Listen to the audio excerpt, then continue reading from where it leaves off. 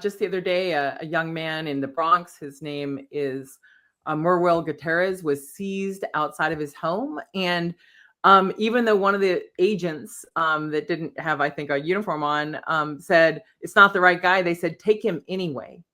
It's extraordinary. At one point, several years ago, when I was working on the Patriot Act reforms, there was this effort to have a change in IDs, and they wanted to basically have everyone get permission from the U.S. government before they could take a job.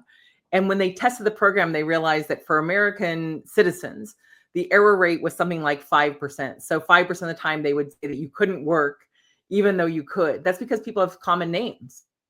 And so the error rate was 5%, but that would amount to millions of people being denied jobs if this program had gone into place. But the chilling part was when they looked at immigrants because of common surnames and common first names, the error rate was 50%. So 50% of the time they had the wrong person when they were testing the program. So there's so many people with the same first and last name out there who could be seized and thrown into this gulag, which has 14,000 prisoners. Each of these 157 person cells, 14,000 people in that facility in El Salvador, bigger than any U.S. prison, bigger than the biggest prison in Louisiana here in the United States.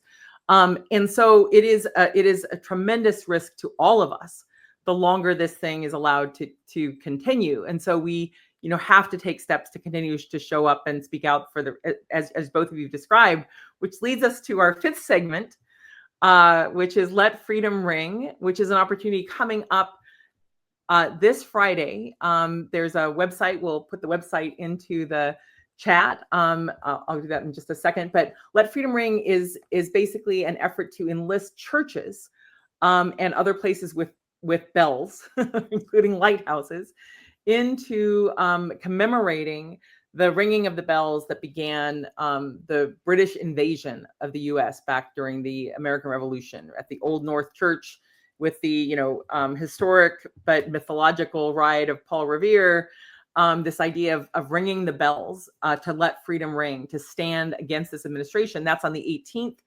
And then on the 19th, there's another stand against, nonviolently stand against this administration's destructive policies. And so those are two of the things that I've been watching coming up, that are coming up in the next 3 to 4 days. But I don't know, Nadine or Noliwe, whether you have ideas or thoughts based on the protests, the wide protest last weekend, or anything else you're hearing coming up. And then while you're chatting, I will post the link to Let Freedom Ring in the chat. Well, I mentioned Reverend Niemel earlier in the show as a way of saying, anyone who thinks that their faith or their community is going to be spared is simply not a student of history. If they don't think you're vulnerable yet, they will simply build enough power until they have the power to disregard your rights as well. And I think there are a lot of people leaving MAGA folks, or people getting that wake-up call that they don't care about you. People who lost their jobs in the federal government, people whose farms are about to be taken. And so I do think it is important, especially as white nationalism wraps itself in Christianity, to see houses of faith making it very clear that they do not speak, this administration does not speak for them. And I think the symbolism of ringing the bells to signal the approach of an enemy is a really powerful one. And right now, I think symbols, they matter. So I don't think there's any single thing, whether it was the hands-off protests recently, or the ones that are upcoming, or any, the AOC, Bernie Sanders, bringing in record crowds, or Governor Walz and Beto O'Rourke. These are great signs, and it's going to take, there's not a single home run to be hit. This is a lot of base hits that are driving us towards a place where resistance becomes the muscle that we build in this moment. So I am glad to see this coming together, this Let Freedom Ring. I see that you've dropped the link in the chat for folks.